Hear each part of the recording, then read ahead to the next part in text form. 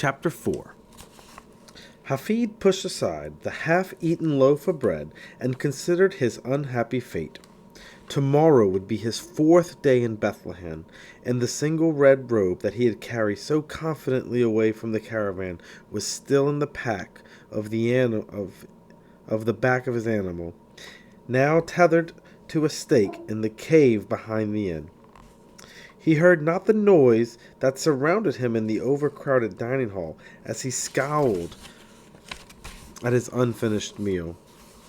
Doubts that have assailed every seller since the beginning of time passed through his mind. Why will people not listen to my story? How does one command their attention? Why do they close their door before I have 5 words said out my mouth? Why do they lose interest in my talk and walk away? Is everyone poor in this town? What can I say when they tell me they like the robe but cannot afford it? Why do so many tell me to return at a later date? How do others sell when I cannot? What is this fear that seizes me when I approach a closed door, and how can I overcome it?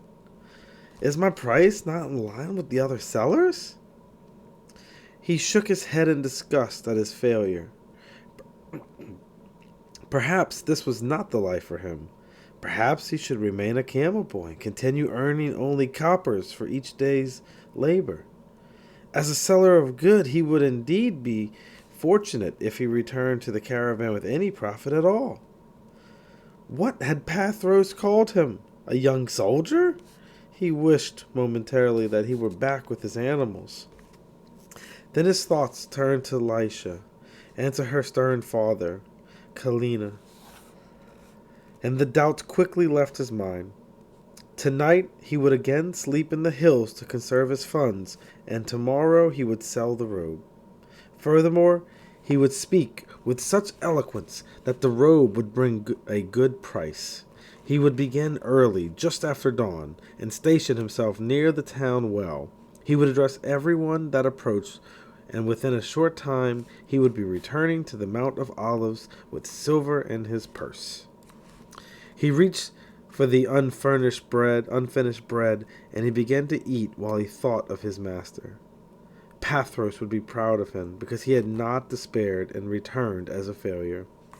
In truth, 4 days was much too long a time to consummate for the sale but one simple robe, but if he could accomplish the deed in 4 days, he knew he could learn from Pathros how to accomplish it in 3 days, then 2 days, and in time become so proficient that he would sell many robes every hour.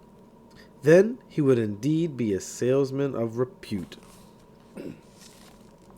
He departed from the noisy inn and headed toward the cave and his animal.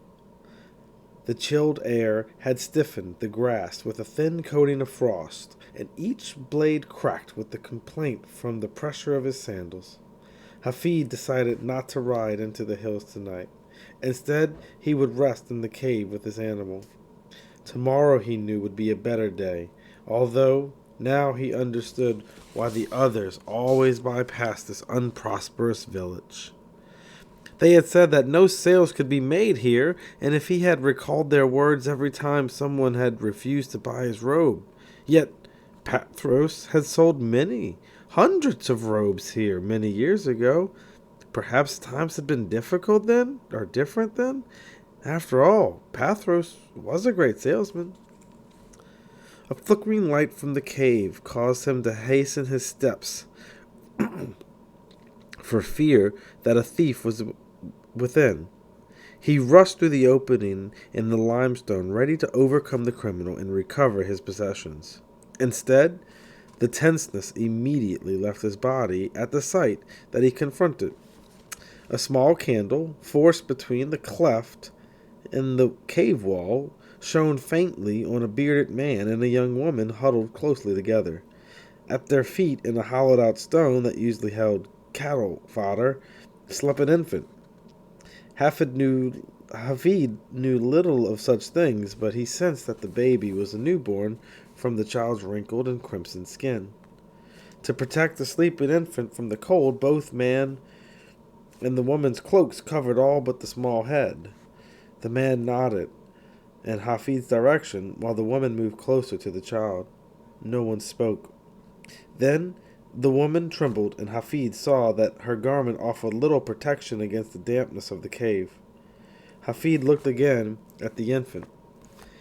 He watched, fascinated, as the small mouth opened and closed, almost in a smile. And a strange sensation passed through him. For some unknown reason, he thought of Lisha. The woman trembled again from the cold, and her sudden movement returned Hafid from his daydreaming. After painful moments of indecision, the would-be seller of goods walked to his animal. He carefully untied the knots, opened his pack, and withdrew the robe. He unrolled it and rubbed his hands over the material. The red dye glowed in the candlelight, and he could see the mark of Pathros and the mark of Tola on its underside. The circle in the square and the star. How many times he had held this robe in his tired arms in the past 3 days.